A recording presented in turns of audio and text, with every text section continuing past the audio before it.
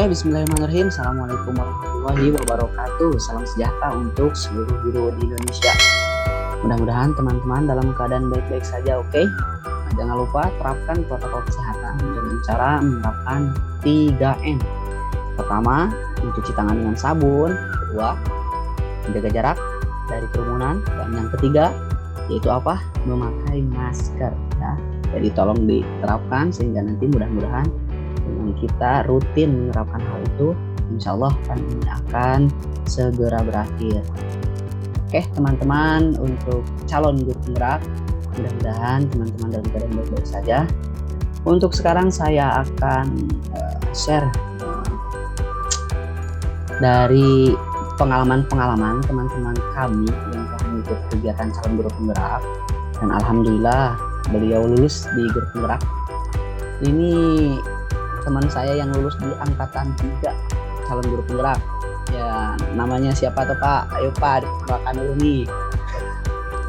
Nama saya cukup pendek sekali, Ya. itu cuma 4 huruf, D-E-D-I, itu Dedi. Alhamdulillah. Tapi sekarang udah nambah ya, dengan gelar ya, ada SPD-nya. Iya, alhamdulillah. Ada tambahan jadi 6 huruf, jadi 7 huruf ya. Iya. Ditambah lagi GR ya Pak. Amin. Amin ya. Udah. Ini Bapak Dedi ini salah satu guru di Kabupaten Sukabumi. Beliau sudah mengikuti kegiatan program profesi guru. Jadi beliau adalah orang yang hebat.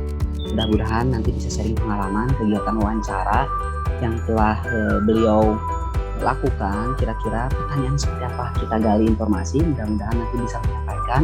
Dan teman-teman yang akan mengikuti calon guru penggerak di angkatan 4, 5, dan 6 untuk Kabupaten Sukabumi, ingat nanti angkatan 6 nanti akan ada perekrutan lagi, dan mudah-mudahan teman-teman yang ingin menjadi guru penggerak bisa lulus dengan menonton sharing dari teman kita ya, dari Bapak Dedi. Dari SD mana Pak? Saya dari SDN Negeri Sukaraksa, Kecamatan Cidadat, Kabupaten Sukabumi. Alhamdulillah, sangat luar biasa ya. Oke, tanpa basa-basi lagi ya. Tapi diingat lagi ya untuk teman-teman kira-kira yang memang channel ini bermanfaat untuk teman-teman mendapatkan informasi, silahkan like, subscribe, dan share ke teman-teman yang memang membutuhkan, yang mengikuti kegiatan calon guru penggerak. Oke, bagaimana kabarnya Pak Dedi? Alhamdulillah sehat-sehat. Ya, alhamdulillah sehat, mudah-mudahan diberikan kesehatan. Nih ada beberapa pertanyaan Pak yang mau diberikan nih. Boleh. Yang pertama Pak Dedi, kira-kira ketika tes wawancara calon guru penggerak itu hal apa saja yang harus dipersiapkan agar kita lancar nantinya, dari mulai teknisnya sampai ke kegiatan wawancaranya? Silahkan saya berikan kebebasan untuk Bapak ya mengutarakan. Baik, terima kasih. YouTuber handal nih, mudah-mudahan channelnya berkembang nih. Ya, amin Pak. Ya intinya pertama kita persiapkan dulu fisik maupun psikis ya. Intinya adalah ketenangan dulu, kemudian tekad kita untuk mencari ilmu, intinya seperti itu. Ya ketika saya diwawancarai oleh narasumber, yang intinya kita jangan mengada-ngadakan apa adanya, apa yang sudah kita lakukan di sekolah, terus peran kita di lingkungan masyarakat, tunjukkan aja, nggak usah kemana-kemana gitu, dukung dengan bukti-bukti yang ada, kemudian berikan penjelasan yang sejelas-jelasnya kepada penguji, yang intinya adalah potensi kita, keterampilan kita untuk di lingkungan sekolah apa saja yang berdampak positif, yang menimbulkan perubahan. Kebetulan pada waktu itu saya bercerita tentang langkah-langkah pembelajaran dengan cara daring. Kebetulan guru-guru di sekolah saya itu masih awam tentang teknologi informasi.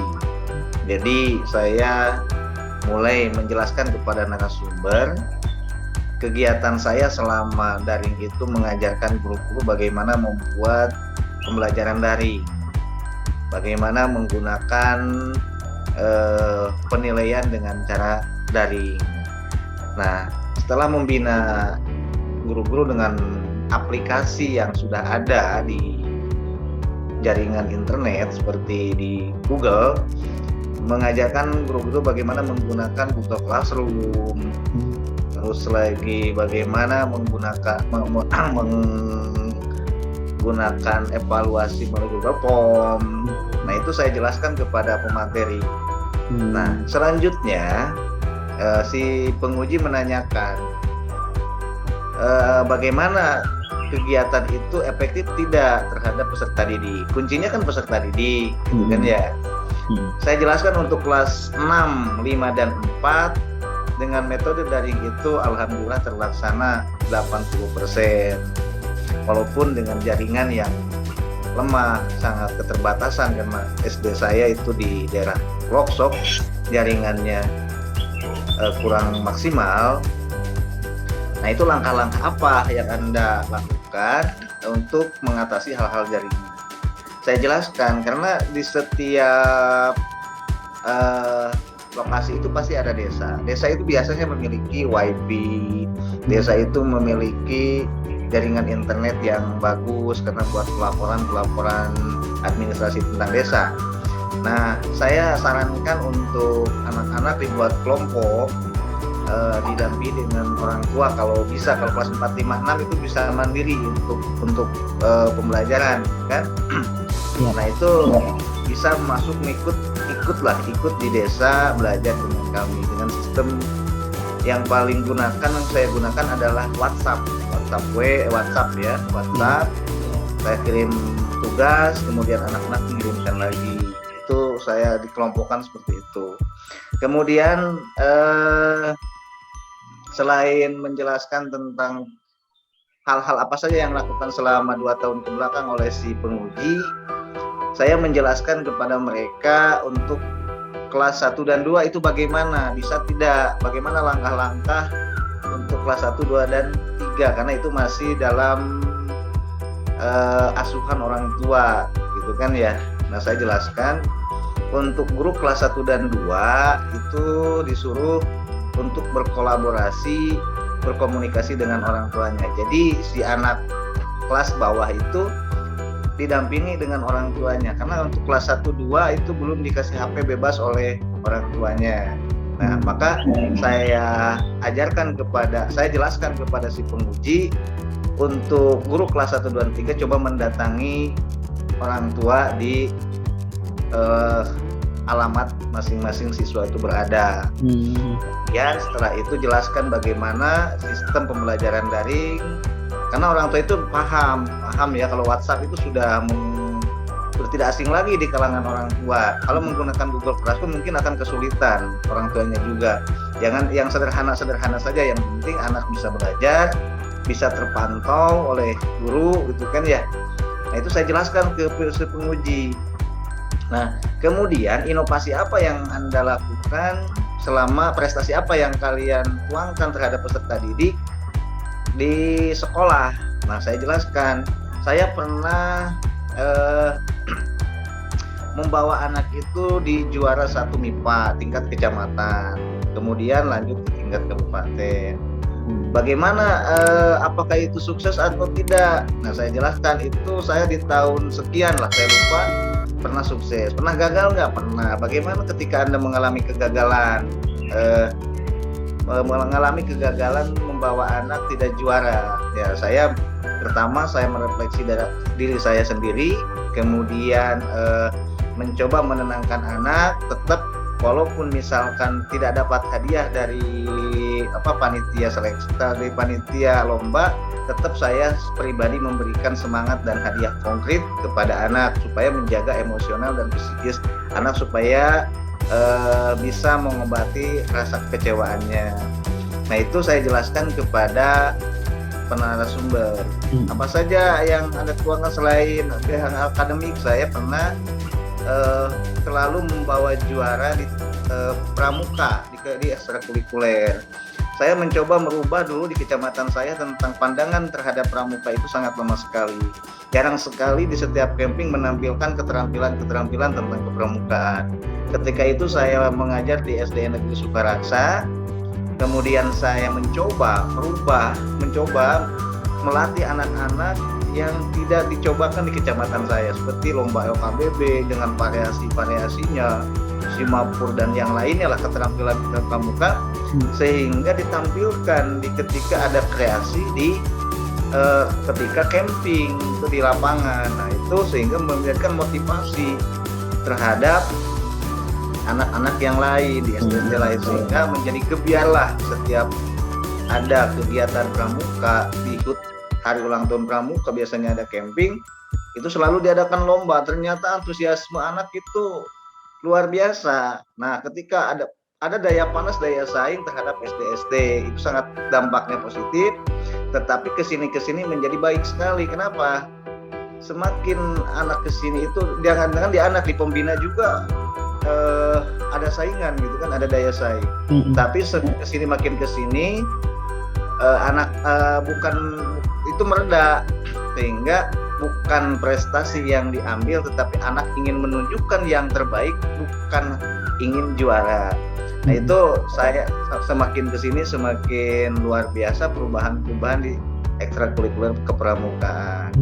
Selanjutnya saya mengajarkan tadi seperti media-media daring pembelajaran. Kemudian saya untuk kelas 5 dan 6, untuk kelas 4 dan 5 kebetulan saya mengajari kelas 6. Saya mencobakan tetapi berdiskusi tentang bagaimana membuat sebuah konten pembelajaran melalui YouTube. Jadi anak itu bagaimana mendapatkan link YouTube, buat link YouTube. Nah saya ajarkan ini caranya seperti ini gitu kan ya. Nah itu saya jelaskan. Jadi untuk trik untuk Anda itu harus jujur, tidak boleh mengada-ngada, sehingga si pemateri itu benar-benar masuk akal gitu kan ya. Jangan mengada kemari gitu kan ya. Itu akan membuat si penguji itu akan penilaiannya akan berkurang. Jadi kita menjelaskannya juga sangat gamblang gitu kan ya, beda dengan berbohong atau mengada-ngada. Jadi Pak, pada intinya mungkin ketika misalkan ada suatu masalah, kita cenderung memberikan sebuah solusi, mungkin itu ya Pak? Ya, solutif ya. Kira-kira nih Pak, pertanyaan yang banyak nih yang disampaikan di kolom komentar di sharing wawancara teman saya, itu ada yang menanyakan kira-kira berapa sih soal yang diberikan oleh tim penilai, kira-kira berapa ya?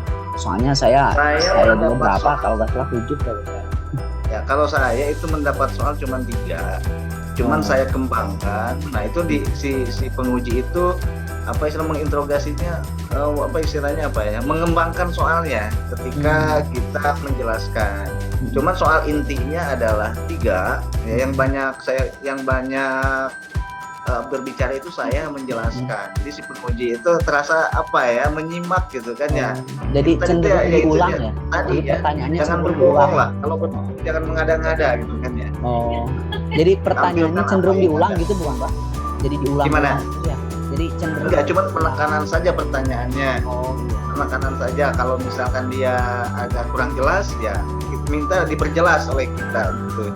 Jadi kita harus pandai mendeskripsikan sebuah gambaran tindakan kita sebelumnya ketika kita dulu kegiatan-kegiatan kita di sekolah.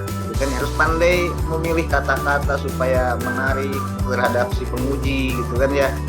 Nah itu jangan sampai kita jawabannya mendeskripsikannya sedikit-sedikit, itu pasti banyak pertanyaan dari si penguji gitu kan ya. Nah itu kalau trik saya gitu kan ya, trik saya seperti itu. Berarti ya memang benar ya, dari setiap tim penguji atau pewawancara mungkin memiliki kriterianya masing-masing mungkin ya Pak. Jadi betul. Seperti kemarin saya menanyakan kepada teman yang memang sudah mengikuti kegiatan wawancara, ternyata ada beberapa pertanyaan, ada yang sama dengan yang pengalaman yang lain, ada juga yang memang berbeda. Jadi tergantung dari tim pewawancara mungkin gitu ya Pak.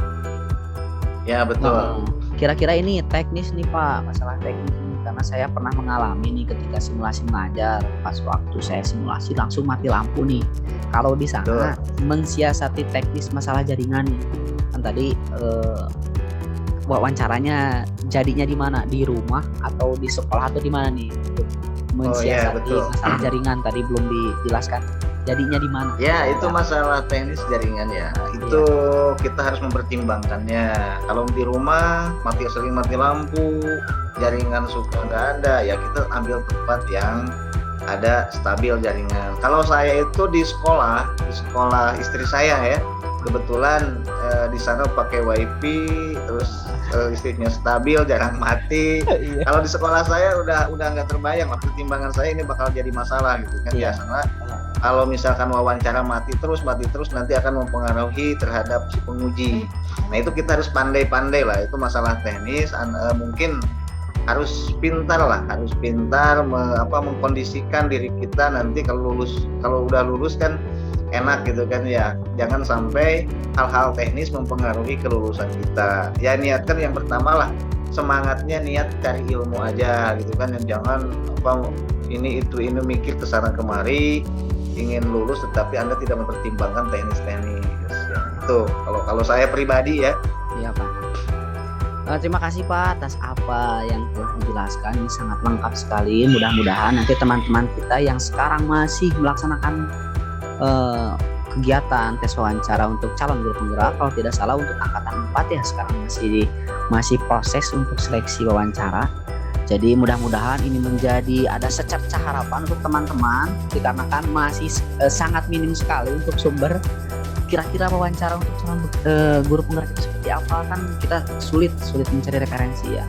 Tapi sekarang ada pengalaman dari Bapak, mudah-mudahan ini bisa membantu teman-teman kami yang akan mengikuti kegiatan calon guru penggerak. Untuk masalah materi, untuk masalah nanti apapun yang didapatkan di calon guru penggerak itu mungkin nantinya akan menjadi bonus untuk kita ya Pak. Alhamdulillah Pak, terima kasih atas waktunya Pak. Mudah-mudahan Bapak selalu diberikan kesehatan oleh Allah Subhanahu wa taala. Amin. Amin ya Allah. Salam ke anak istri Pak. Wah iya siap, saya sampaikan terima kasih Mas ya. Mudah-mudahan kontennya ini berkah ya. Ya amin. Untuk teman-teman intinya sepertinya gini, kepada angkatan yang berikutnya 4, intinya adalah 2 kuncinya, ketenangan dan kejujuran saja. Iya.